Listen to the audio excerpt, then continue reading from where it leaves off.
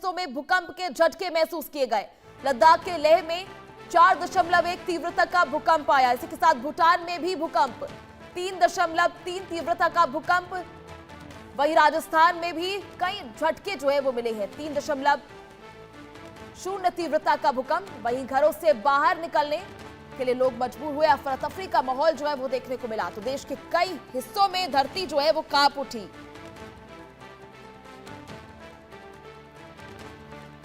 तस्वीरें भी आपको लगातार दिखा रहे हैं किस तरह कई हिस्सों में जो है भूकंप के झटके महसूस किए गए। ऐसे में घरों से बाहर निकले लोग और पूरे इलाके में अफरा तफरी का माहौल भी रहा। ऐसे में लद्दाख के लेह में भी 4.1 तीव्रता का भूकंप जो है वो महसूस किया गया।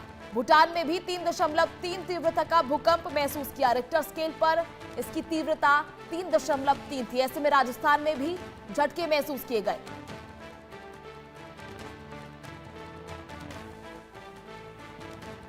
तो आप देख सकते हैं किस तरह से जो भूकंप के झटके हैं कई इलाकों में महसूस किए गए। आप देख सकते हैं इस भूकंप की तीव्रता। इस तस्वीर से आप अंदाजा लगा सकते हैं किस तरह से लोगों में अफरा तफरी मच गई। घरों से बाहर निकलने के लिए लोग जो है वो मजबूर हो गए।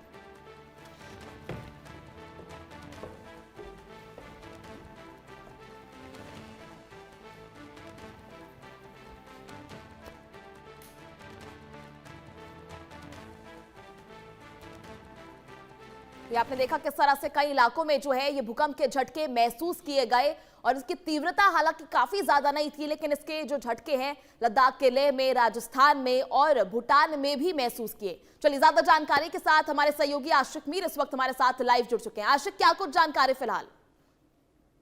देखिए, बिल्कुल भारत के कई हिस्सों के साथ साथ लद्दाख और लेह में भी भूकंप के झटके जो है वो महसूस किए गए और बताया जा रहा है कि लोग घरों से बाहर निकले क्योंकि काफी देर तक जो है भूकंप के झटकों की वजह से लोग डर और खौफ में जी रहे थे और जिसकी वजह से लोग जो है घरों से बाहर निकले।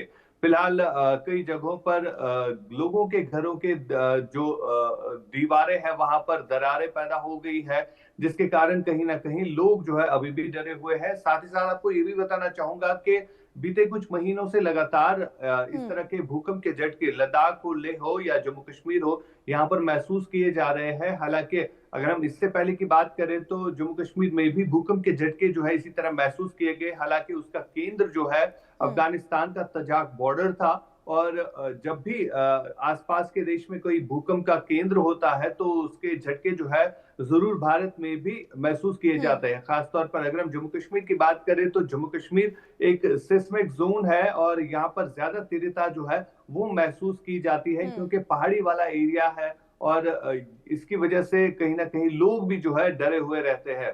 फिलहाल 4.3 तीव्रता का ये भूकंप जो है वो लद्दाख में महसूस किया गया। खासतौर पर अगर हम लेह की बात करें और वहां पर लोग जो है काफी ज्यादा डरे हुए थे और आफ्टर शॉक्स आने का भी खतरा जो है अभी लोगों को लग रहा है कि इसके बाद आफ्टर शॉक्स भी आ सकते हैं, जिसके कारण लोगों में अभी भी डर जो है वो मौजूद है। जी चारू। ठीक है आशिक, जिस तरह से ये भूकंप जो है कई जगहों पर महसूस किया गया, फिलहाल आज के भूकंप का जो एपिसेंटर है वो क्या रहा और आफ्टर शॉक से जो निपटने के लिए जो आपदा टीम है वो कितनी ज्यादा सतर्क नजर आ रही है? देखिए, लगातार यहाँ पर अवेयरनेस जो है वो हो रही है। चाहे हम एसडीआरएफ की बात करें या डिजास्टर मैनेजमेंट की बात करें तो भारत में जो है अवेयरनेस ज्यादा बढ़ गई है जब से भूकंप के झटके जो है ज्यादा महसूस होने लगे हैं और यही वजह है कि हर एक जगह पर मॉक ड्रिल्स जो है वो की जाती है। लोगों को सिखाया जाता है कि किस तरह अगर भूकंप के झटके आएंगे तो उस समय किस तरह लोगों की जान बचाने के लिए आप काम आ सकते हैं। तो कहीं ना कहीं लोगों के जहन में आज भी 2005 की वो यादें ताजा है जब भूकंप के झटके आए थे और उस समय जम्मू कश्मीर में भी खासा नुकसान जो है हुआ था। लेकिन फिलहाल अगर हम आज के भूकंप का केंद्र बताए तो वो अफगानिस्तान ही रहेगा और लगातार इस तरह के भूकंप के झटके जो है अफगानिस्तान से जो है वो महसूस किए जाते हैं और आसपास के जितने भी देश है, चाहे हम भारत की हम बात करें तो भारत में भी भूकंप के झटकों को महसूस जो है किया जाता है जब भी केंद्र जो है आसपास का कोई पड़ोसी देश हो। चलिए ठीक है आशिक, आप बने रहिए हमारे साथ, आपसे जानकारी लेते रहेंगे। चलिए इसी के साथ आपको समझाते हैं अब किस तरह से भूकंप के कारण क्या होते हैं, भूकंप क्यों आता है, टेक्टोनिक प्लेट्स में क्या कुछ चेंजेस आते हैं जिसकी वजह से भूकंप आता है। दरअसल पृथ्वी की टेक्टोनिक प्लेटों का टकराना, फॉल्ट लाइनों में अचानक खिसकाव और ज्वालामुखीय गतिविधियों, जो कभी कभी मानव गतिविधियां भी इसका कारण बन जाती है। तो भूकंप के क्या कुछ कारण होते हैं आपको समझा रहे हैं, किस तरह से फॉल्ट लाइनों में अचानक से जो है खिसकाव आना, या फिर वॉल्केनिक इरप्शन होना, या वॉल्केनो में किसी भी तरह की एक्टिविटीज होना, यानी कभी कभी मानव गतिविधियां यानी ह्यूमन इंटरफेरेंस जो है वो भी इसका एक बड़ा कारण बनता है। पृथ्वी की टेक्टोनिक प्लेट्स जो है उनमें टकराव होता है, टेक्टोनिक प्लेट्स जो है काफी निचले हिस्से में होती हैं, ऐसे में जो ये चीजें हैं वो कारण बनती है। अगर भूकंप आए तो क्या करें, चलिए आपको वो समझाते हैं कि मजबूत टेबल या फर्नीचर के नीचे छिपना जो है बेहद जरूरी हो जाता है। इसी के साथ आपको बता दें खिड़कियों, शीशों और दीवारों से दूर रहना, क्योंकि सबसे ज्यादा झटके जो होते हैं सबसे पहले इन्हीं चीजों पर पड़ते हैं, क्योंकि काफी कमजोर माने जाते हैं। वहीं लिफ्ट का इस्तेमाल बिल्कुल नहीं करना चाहिए। बाहर हो तो खुले मैदान में जा सकते हैं। बिजली और गैस कनेक्शन तुरंत बंद कर दें, ऐसे में सुरक्षा जो है वो बनी रहेगी। तो भूकंप आए तो इन चीजों का जो है आप ध्यान रख सकते हैं। ऐसे में बिजली और गैस कनेक्शन को तुरंत बंद कर दे, बाहर हो तो किसी सुरक्षित जगह पर जाएं और मजबूत टेबल या फर्नीचर के नीचे छिपे अगर आप घर के अंदर है तो।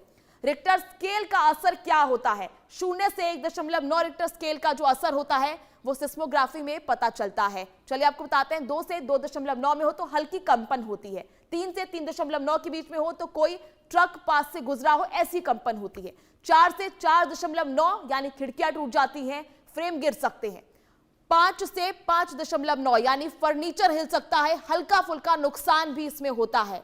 आगे 6 से 6.9 यानी इमारत को भारी नुकसान पहुंचता है, कमजोर ढांचे जो है वो पूरी तरह गिर भी सकते हैं। 7 से 7.9 यानी बड़े स्तर पर तबाही, जमीन में दरारें पड़ जाती हैं। 8 से 8.9 बहुत भारी नुकसान होता है, पूरा इलाका जो है वो प्रभावित होता है, पूरी बिल्डिंग्स, फ्लैट्स जो है गिर जाती है। 9 से ज्यादा हो तो विनाशकारी हो सकता है, शहर भी पूरा तबाह हो सकता है। तो रिक्टर स्केल पे इसका असर जो आपको समझा रहे थे। चलिए